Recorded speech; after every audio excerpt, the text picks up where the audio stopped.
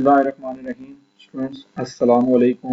उम्मीद है आप लोग खैरियत से होंगे और सी के नए लेक्चर के इंतज़ार में होंगे। गुज़श्ता 3 लेक्चर जो मैंने अपलोड किए वो माइक्रोसॉफ्ट वर्ड के हवाले से थे और वो इक्वली फर्स्ट ईयर की क्लास और सेकेंड ईयर की क्लास। फर्स्ट ईयर की क्लास का जो 8वां चैप्टर जो आपने पढ़ा था फर्स्ट ईयर में, वहाँ से ये प्रैक्टिकल का एक पूरा क्वेश्चन आना है आपका, जो एग्ज़ाम के बाद जो फाइनल प्रैक्टिकल होगा। तो वो लेक्चर भी आपके लिए इक्वली इम्पॉर्टेंट है जिस तरह के ये सी और डेटाबेस के लेक्चर इम्पॉर्टेंट हैं। तो हमने जो गुज़श्ता लेक्चर जो सी लैंग्वेज का पढ़ा था वो था जी एस्केप सीक्वेंस के बारे में। आज का हमारा जो लेक्चर है वो बहुत ही इम्पॉर्टेंट एक बिल्ट इन फंक्शन है स्कैन एफ। इससे पहले हमने एक फंक्शन जो पढ़ा है प्रिंट एफ का फंक्शन। इसको हमने देखा कि कोई भी चीज़ स्क्रीन के ऊपर प्रिंट करवाने के लिए हम जो है उसको इस्तेमाल जो है वो करते हैं। तो आज का हमारा जो टॉपिक है वो स्कैन एफ फंक्शन क्यों इस्तेमाल होता है और किस तरह इस्तेमाल होता है, प्रैक्टिकली भी हम इसको देखेंगे इंशाल्लाह। तो उसके लिए ये स्क्रीन के ऊपर जो बुक आपको नजर आया इसको मैं फुल मोड में ले जाता हूँ अगर आपको अल्फाज सही नजर आए। तो कहता है जी most of the programs are interactive in nature. कहता है कि जितने भी सी के ज्यादातर जो प्रोग्राम बनेंगे वो सारे इंटरेक्टिव होंगे। इंटरेक्टिव क्या कि प्रोग्राम आपसे वैल्यू मांगेगा कि भाई कोई वैल्यू दें, फिर उसको किस वैल्यू से ज़रब करना है वो भी दें, या दो वैल्यू को अगर जमा करना है तो वो आपसे कहेगा पहली वैल्यू दें, फिर कहेगा दूसरी वैल्यू दें। तो वैल्यू वो अपनी तरफ से एंटर नहीं करेगा बल्कि यूजर से लेगा, तो यूजर उससे उससे इंटरेक्शन करेगा, उससे बातचीत जो करेगा। तो कहता है ज्यादातर जो प्रोग्राम है वो interactive in nature. Till now, अब तक वी डिड नॉट लर्न। कहता है अभी तक जो हमने सी लैंग्वेज पढ़ी है इसमें हमने कहीं पे भी कोई ऐसा प्रोग्राम नहीं देखा जो इंटरेक्टिव हो। लेकिन क्या कहता है, C is a featured with a range of function. कहता है सी में बेशुमार ऐसे फंक्शन है to accept user input in variety of form, जो यूजर से मुख्तलिफ फॉर्म में डाटा ले लेते हैं। नंबर की फॉर्म में भी डाटा ले सकते हैं, स्ट्रिंग की फॉर्म में भी डाटा ले सकते हैं, और एक सिंगल करेक्टर भी आप जो है वो यूजर से ले सकते हैं। इसके लिए कहता है जो फंक्शन इस्तेमाल होता है उसका नाम है जी स्कैन एफ। इसको प्रोनाउंस क्या करते हैं, scanf. Function is a versatile as it is equally good for numeric as well as string value. कहते हैं ये सी लैंग्वेज के अंदर सबसे ज्यादा इस्तेमाल होने वाला फंक्शन है, क्योंकि ये न्यूमेरिक वैल्यू भी आपसे इनपुट ले लेता है और स्ट्रिंग यानी कि जो करेक्टर्स हैं वो वैल्यू भी आपसे जो है वो ये ले सकता है। अब इसको लिखने का तरीका क्या होता है, ये उसने नीचे आपको सिंटैक्स बताया है। It take as a argument a format string. अब मैं आपको जरा इसका स्ट्रक्चर जो दिखाने के लिए मैं थोड़ा सा माइक्रोसॉफ्ट वर्ड के अंदर लेके जाऊंगा और वहां पे एक्सप्लेन करूंगा। रिजर्व वर्ड है जी स्कैन एफ, सारा स्मॉल में होगा, कोई भी कैपिटल में होगा। उसके बाद आपको पता है कि फंक्शन की ब्रैकेट्स होती हैं, ठीक है।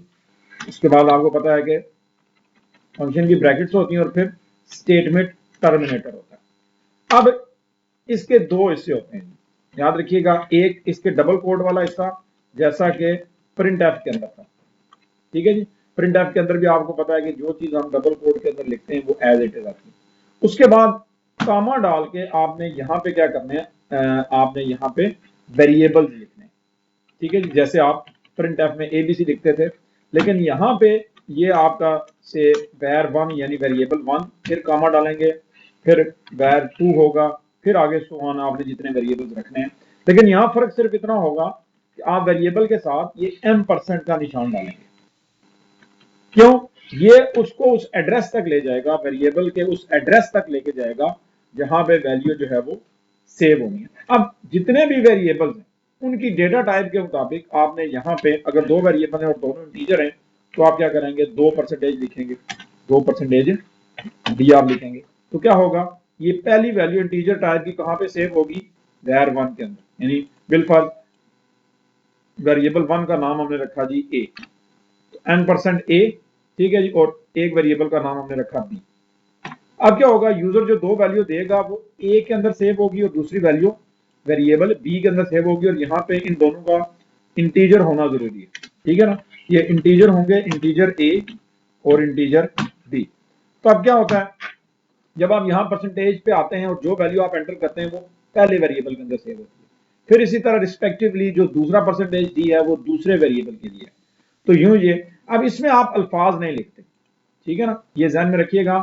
स्कैन एफ के साथ अगर आपने कोई स्ट्रिंग लगवानी है तो आप उसके साथ ऊपर प्रिंट एफ लिखेंगे। क्या लिखेंगे, प्रिंट एफ लिखेंगे, और वहां पे आप लिख देंगे जो भी आपने एंटर करवाना है वो आप डबल कोड के अंदर जो है वो लिख देंगे। सेल बिल फर्ज हम यहाँ पे लिखते हैं जी, please enter a numeric value. मैं उससे कह रहा हूँ कि जब ये स्क्रीन पे चलेगा तो स्क्रीन पे लिखा हुआ आ जाएगा please enter a numeric value. यहाँ पे मैं परसेंटेज डी लिखता हूँ साहब, और परसेंटेज डी की वैल्यू में एक वेरिएबल में सेव कराऊंगा, कौन से वेरिएबल में, ए में। अब जब ये स्क्रीन पे चलेगा तो ऐसे लिखा हुआ आएगा please enter a numeric value, कि आप कोई न्यूमेरिक वैल्यू एंटर करें और यहाँ पे आपका कर्सर जो ब्लिंक कर रहा होगा, यानी ऐसे आपका स्टेट कर्सर जो है वो ब्लिंक कर रहा होगा। अब ये तो हो गया इस स्टेटमेंट की आउटपुट। इस स्टेटमेंट में क्या होगा, यहां पे जब आप जो कर्सर ब्लिंक कर रहे हैं उसमें आपको वैल्यू लिखेंगे, ठीक है जी। और जब तक आप एंटर नहीं दबाते, जब आप एंटर दबाएंगे तो ये इस परसेंटेज डी के जरिए कहां पे सेव हो जाएगी, वेरिएबल ए को जो मेमोरी में जगह मिली है वहां पे जाके सेव। सो ये m% क्या करता है, उस एड्रेस तक अप्रोच करवाता है, कहां तक, वो जो एड्रेस है जो ए को मिला है मेमोरी के अंदर, वहां पे यानी रैम के अंदर जो एड्रेस उसको मिला है वहां पे ये पहुंचाता है m%। समझ आ गई जी। ऊपर आपने देखा था कि हम जो प्रिंट एफ में लिखते थे वो तो हमने वैल्यू उठानी होती थी, अब वैल्यू सेव करवाने के लिए आपको वेरिएबल के नाम के साथ m% जो है वो लिखना पड़ता है। अब आते हैं बुक की तरफ जो वापस, it takes as a argument. अब आर्गुमेंट क्या होते हैं, जो फंक्शन के अंदर हम जो वैल्यू देते हैं। इस फंक्शन में आपने देखा कि दो तरह की वैल्यू आती हैं, एक डबल कामा के अंदर और एक उसके बाद वेरिएबल आते हैं, ठीक है जी। So it takes a argument as a format string, वो जो डबल कामों वाला हिस्सा होता है उसे कहते हैं format string, and a list of variables to hold the input value. Here is the syntax of scanf function. कहते हैं स्कैन-एफ फंक्शन को लिखने का तरीका ये है, स्कैन-एफ फॉर्मेट स्ट्रिंग का मतलब क्या है, डबल कामे, डबल कामा स्टार्ट और डबल कामा क्लोज, इनके दरमियान वाले हिस्सों को कहते हैं फॉर्मेट स्ट्रिंग। तीन वेरिएबल उसने यहां शो किए हैं। Let us consider the following program to understand the working of the scanf. Scanf का वर्किंग आपको समझाने के लिए उसने ये मिसाल यहाँ पे लिखी है। मैं इससे थोड़ी सी आसान मिसाल आपको लिख के दिखाता हूँ। सी लैंग्वेज के अंदर हम चलते हैं टर्बो सी के अंदर, और वहां पे हम स्कैन-एफ का इस्तेमाल जो है वो करके जो देखेंगे कि सिंपल स्कैन-एफ से फ्लोट वैल्यू या इंटीजर किस तरह ली जाती है, और फिर आप उसको बता भी सकते हैं कि आपने क्या वैल्यू एंटर की है। तो मैं न्यू करता हूं जी, यहाँ पे जो ऑलरेडी चीजें लिखी हुई हैं उनको मैं, ये प्रोग्राम लिखा हुआ है इसको मैं कट कर देता हूँ। ये आपका सी का मैन जो है वो आर्किटेक्चर है उस फंक्शन का। अब इसके अंदर हम एक इंटीजर ले लेते हैं ए नाम, हम जो यूजर से वैल्यू लेंगे वो इंटीजर होगी। इंटीजर की रेंज आपने 9th चैप्टर के अंदर जो पढ़ी होगी 32,767 से लेके, ठीक, तो इस तरह प्लस और माइनस के रेंज वो आप गुज़श्ता चैप्टर में जो देख सकते हैं। अब यहाँ पे मैं यहाँ पे ये चाहूंगा कि जब ये प्रोग्राम चले तो लिखा हुआ है please enter the value of a, ठीक है। तो मैं यहाँ पे लिखता हूँ जी please enter the value of a, a की वैल्यू एंटर करें। उसके बाद ये डबल कामे मैंने क्लोज कर दिए, स्टेटमेंट क्लोज कर। अब क्या होगा, अब इस प्रोग्राम को अगर मैं सिंपली चलाऊं तो क्या होगा, स्क्रीन के ऊपर एक लाइन लिखी हुई आ जाएगी please enter the value of a. ये देखिए मैं आपको इसको Ctrl+F9 करके रन भी करके दिखा रहा हूँ कि स्क्रीन के ऊपर एक लाइन लिखी हुई आ जाएगी please enter the value of a. ये गुज़श्ता प्रोग्राम में जब मैंने इसी चैप्टर के अंदर आपको प्रिंट एफ पढ़ाया था तो वहां पे प्रिंट एफ का इस्तेमाल आपको दिखाया था कि ये लिखा हुआ आ गया। अब यहाँ पे हमने वैल्यू लेनी है, ठीक है जी। तो वैल्यू लेने के लिए हमें फंक्शन लगाना पड़ेगा कौन सा, स्कैन एफ, ठीक है जी।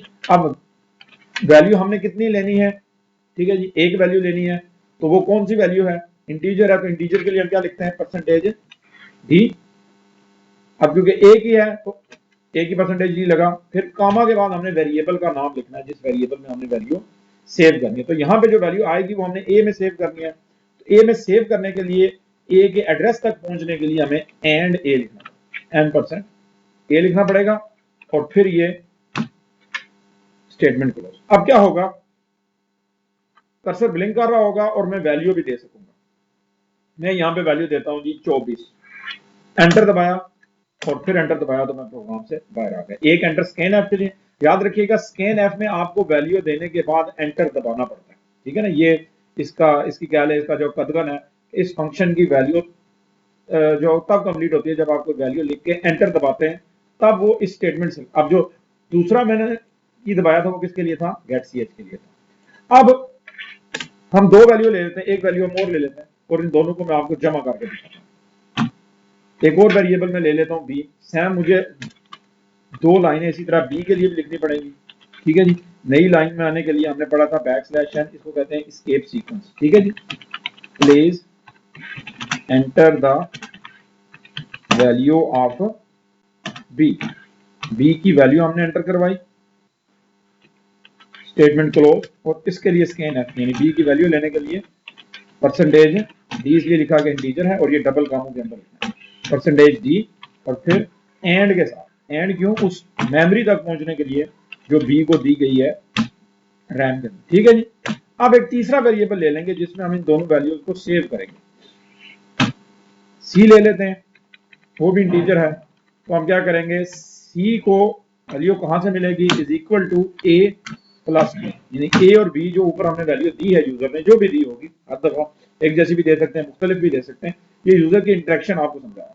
अब ये वैल्यू सी में सेव हो जाएगी, तो सी में हमने प्रिंट करवाना है, तो हम करेंगे जी print F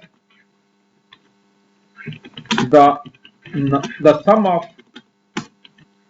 sum of numbers you enter is equal to percentage d, और ये वैल्यू किसके अंदर सेव है, सी के अंदर सेव। आपको पता है कि परसेंटेज एफ के अंदर सी के साथ एंड नहीं लगाया जाता, क्योंकि हम वैल्यू उठा रहे होते हैं, वैल्यू सेव नहीं कर रहे होते। जब आप वैल्यू सेव कर रहे होते हैं स्कैन एफ के अंदर, तो तब आपको वेरिएबल के नाम के साथ एंड लगाना पड़ता है, ठीक है जी।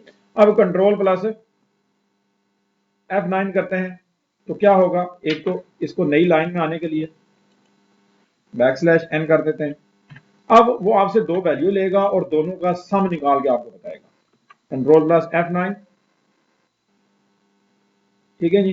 पहली वैल्यू में एंटर करता हूं जी 12, एंटर दबाया, please enter the value of p, 12 और 25, क्या वैल्यू आनी चाहिए, 37, the sum of number you enter is 37। तो इस प्रोग्राम में दो चीजें आपने जो देख ली कि एक प्रिंट एफ का इस्तेमाल तो हम पहले देख चुके थे, स्कैन एफ का इस्तेमाल हमने सीखा कि स्कैन एफ के दो हिस्से होते हैं, एक हिस्से में आपको परसेंटेज डी या परसेंटेज एफ, अगर फ्लोट है तो हमें पता है उसके लिए हम परसेंटेज एफ लिखेंगे, ठीक है जी। तो ये आपको जो है वो करना पड़ता है। अब अगर प्रिंट एफ में भी हम एंड लगा दें तो फिर क्या होता है, अब ये भी आप एक तजर्बा कर सकते हैं कि अगर यहां हम लगाएं तो फिर क्या प्रिंट होगा, फिर वैल्यू प्रिंट होगी या क्या प्रिंट होगा, ये भी हम देखते हैं, ठीक है जी। एक वैल्यू मैंने एंटर की 13, एक वैल्यू एंटर की 13। अब उसने क्या किया है, अब उसने ये कर दिया है कि इसकी जो है ना डमी वैल्यू या गार्बेज वैल्यू को जो प्रिंट जो माइनस में उसने जो कर दी, ठीक है जी। तो यहाँ पे एंड जो है वो अलाउ नहीं है, एंड आप लगाएंगे तब जब आप स्कैन एफ का इस्तेमाल जो है वो कर रहे हैं, ठीक है जी, क्लियर है। यानी स्कैन एफ में हम एंड इसलिए लगाते हैं ताकि हम उस मेमोरी लोकेशन को एक्सेस करें जहां पे हमने जिसका नाम बी रखा हुआ है, उसमें हम वो वैल्यू जो ली है वो वहां पे उसको जो है वो जो भेजें। अब यही एग्जांपल उसने बुक में जो फ्लोट के लिहाज से डिस्कस किया उसको भी हम देख लेते हैं कि उसने जो एग्जांपल डिस्कस किया वो क्या है। Write a program that converts the distance into metres, यानी आप यूजर से किलोमीटर लेंगे और उसके क्या बनाएंगे, मीटर बनाएंगे। अब आपको पता है कि 1 किलोमीटर में कितने मीटर होते हैं, 1000 मीटर होते हैं। अब देखिएगा उसने डबल जो डेटा टाइप ली है, क्यों कि जो आप वैल्यू एंटर देंगे वो मल्टीप्लाई होने के बाद उसकी रेंज जो बढ़ जाएगी, वो फ्लोट के अंदर नहीं आएगी, लिहाजा हमने उसको उसकी डेटा टाइप क्या रख लिया है, डबल रख लिया। यानी फ्लोट की रेंज से जब आप निकलते हैं तो देन आप जो है वो कहाँ चले जाते हैं, डबल के अंदर चले जाते हैं। दो वेरिएबल लिए, एक का नाम रखा मीटर और एक का नाम रखा kilometre. Enter the distance in kilometre, हमने स्कैन एफ के जरिए किलोमीटर जो लिए, ठीक है जी। तो उसके बाद उसको मीटर बनाने के लिए उसको 1000 से ज़र्ब करके इसमें जो भेज दिया, और देन हमने क्या किया है कि प्रिंट एफ के जरिए जो मीटर है उसको प्रिंट कर दिया। अब यहाँ पे ये प्रोग्राम जब चलेगा तो आएगा लिखा हुआ enter the distance in kilometre, आपने किया जी 40.5, उसने इसको 1000 से मल्टीप्लाई करके तो ये आपका आंसर जो निकाल के रख दिया। In above example first line is the declaration of the variable, ये जो लाइन है ये वेरिएबल हमने क्या किए हैं, डिक्लेयर किए। The next executable statement is print है, ये तो आपको पता है ये क्या है, ये कमेंट्स हैं। ये लाइन जो है वो रन होगी, इससे क्या होगा, स्क्रीन पे लिखा हुआ आ जाएगा enter distance in a kilometre. The next is scan F, ये स्कैन एफ है। When the program reaches this line of code, the flow of execution stops until the user enter a value. The format string of scanf is %lf, which tells the scanf what kind of data to be copied into the variable kilometer. अब %f जो float के लिए है और lf जो है वो आपके लिए डबल के लिए इस्तेमाल होगा। The format string of the scanf consists of a list format specified only. No other values or text in specified in it. कहते हैं जो स्कैन एफ के डबल कॉमे होते हैं ना, इसमें आप सिर्फ फॉर्मेट स्पेसिफायर यानी %d, %f, %c, %s लगा सकते हैं। इस तरह के अल्फाज नहीं लिख सकते, ये ध्यान में रखिएगा।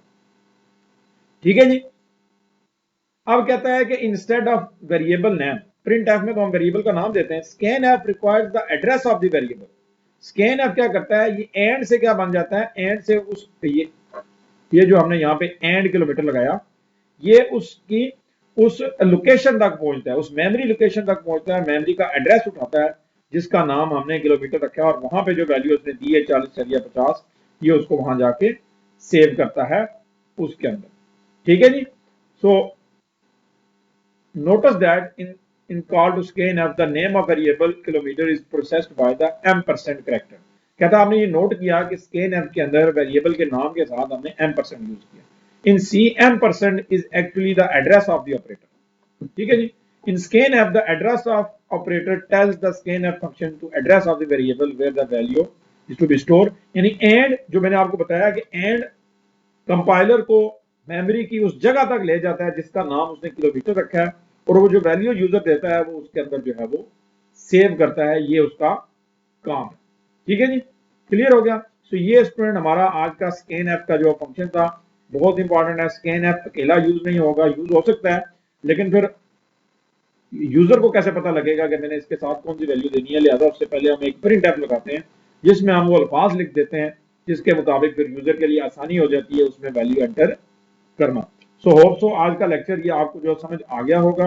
किसी भी किस्म का आपका क्वेश्चन है तो वो आपका जो हमारा यहाँ नीचे भी आप जो कमेंट कर सकते हैं, और जो हमने व्हाट्सएप जो ग्रुप बनाया वहां पे भी आप क्वेश्चन जो है वो प्लेस जो कर सकते हैं। और दुआओं में याद रखिएगा। आज के लिए इतना ही। पी अमान।